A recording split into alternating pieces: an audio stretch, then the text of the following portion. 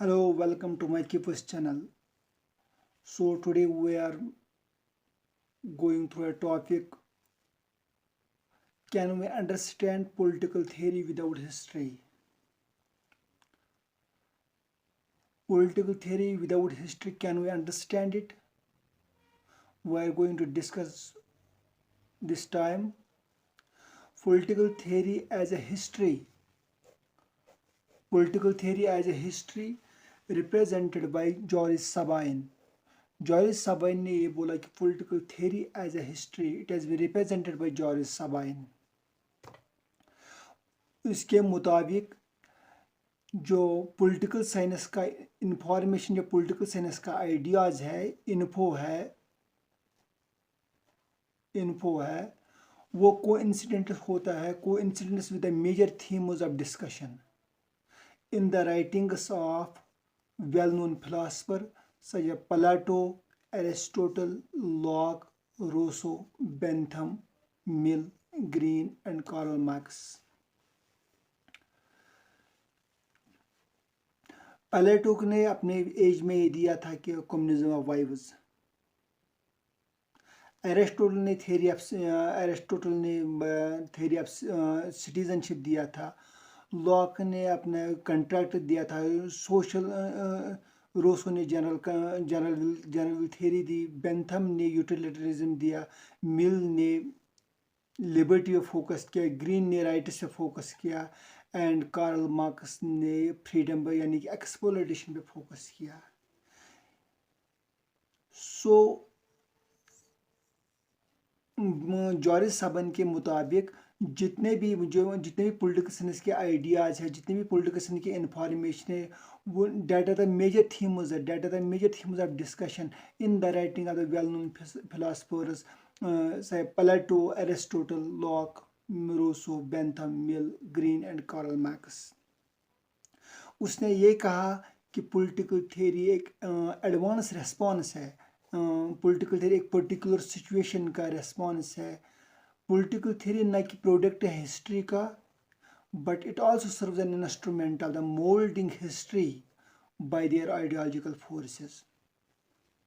Political theory न सिर्फ history का प्रोडक्ट है, बल्कि क्या it serves as a instrument it serves as an instrument of molding history through their ideological forces. Suppose liberalism, realism, pluralism, Marxism, conservatism. There are the various theories. These theories serve as instruments of molding history through their ideologies. That all philosophy, great political theories are valid for all times. जितने भी political theories थे वो अपने time पे valid थे। 19th century में क्या हुआ था? पॉलिटिकल साइंस एक सेपरेट ब्रांच बन गया। History as a primary source of political analysis. जितना भी पॉलिटिकल एनालिसिस है उसका प्राइमरी सोर्स क्या था? हिस्ट्री था प्राइमरी सोर्स।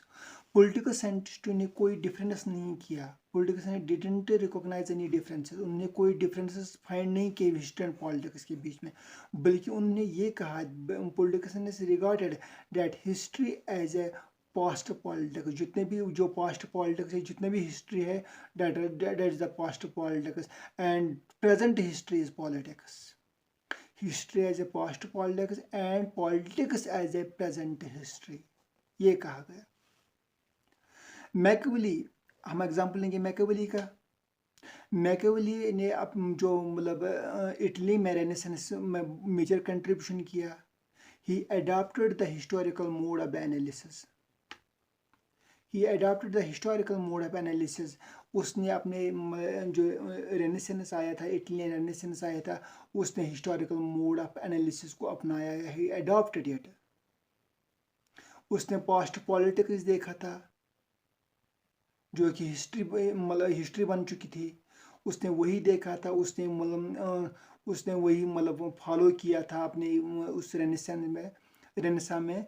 तो that means Italy bring the revolution through historical mode of analysis, in which Machiavelli gives much more contribution. It means Machiavelli give much more contribution through his theory of separation of powers. Political theory as a history, political theory as a history ये denote किया गया जितने भी historical events हुए थे,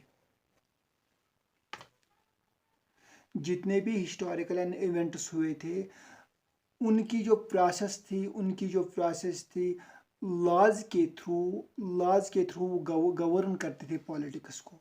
laws के through वो govern करते थे, वो हैंडल मतलब सिचुएशन को हैंडल करते थे थ्रू लॉज।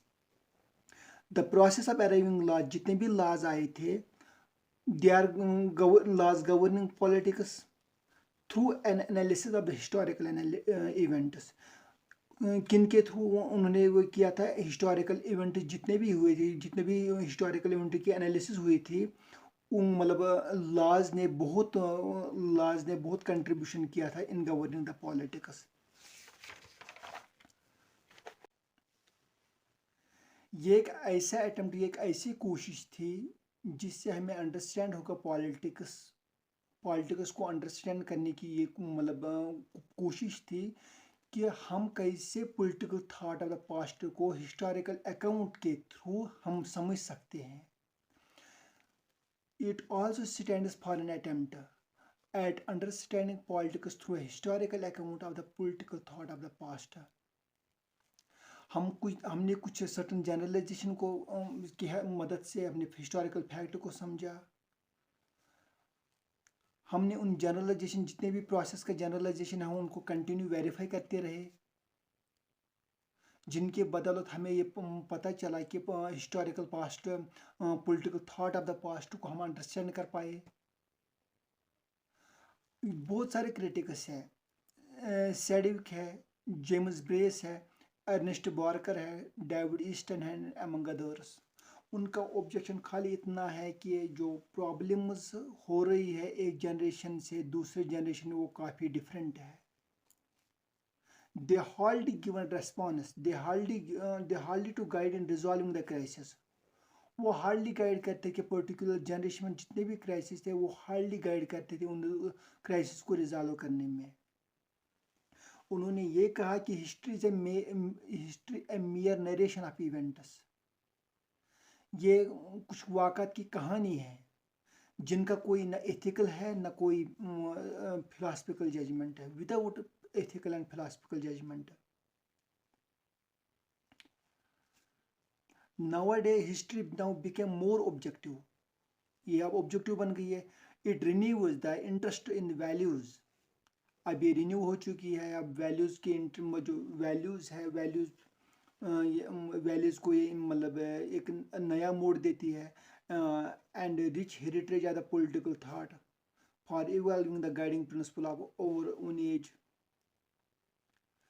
अगर हिस्ट्री ऑब्जेक्टिव बन गया तो मतलब ये ज़्यादातर वैल्यूज़ पे फोकस करते हैं, interest in value, rich heritage पे फोकस करते हैं, जो पॉलिटिकल थॉट का रिच हेरिटेज है, जिससे मतलब जिसके बदौलत हम अपनी एज के जो क्राइसिस है उनको सॉल्व कर सके। Best example is John Raoul's theory of justice, best example. ये किसकी मेथोडोलॉजी थी? लॉक एंड कांट की, जिन्होंने रिजेक्ट किया, जॉन राउल्स ने रिजेक्ट किया यूटिलिटेरियन फिलॉसफी को। जॉन राउल्स ने यूटिलिटेरियन फिलॉसफी को रिजेक्ट करने के बावजूद उसने लॉक और कांट का जो मेथोडोलॉजी है वो अपनाया, ताकि वो अपने एज के जो क्राइसिस है उनको रिजॉल्व कर सके, अपने एज के जो वैल्यूज़ है उनको रिन्यू कर सके, अपने एज के जो क्राइसिस थे उनको रिच हेरिटेज दे, अपने जो मतलब थेरी है उनको एक नया अंदाज दे, तो it is all about the क्या हम समझ सकते हैं कि पॉलिटिक्स विदाउट हिस्ट्री। तो इन नटशेल जो हिस्ट्री है, हिस्ट्री एक पोस्ट पॉलिटिक्स है एंड पॉलिटिक्स इज प्रेजेंट की हिस्ट्री है। That is all about today. जय हिंद।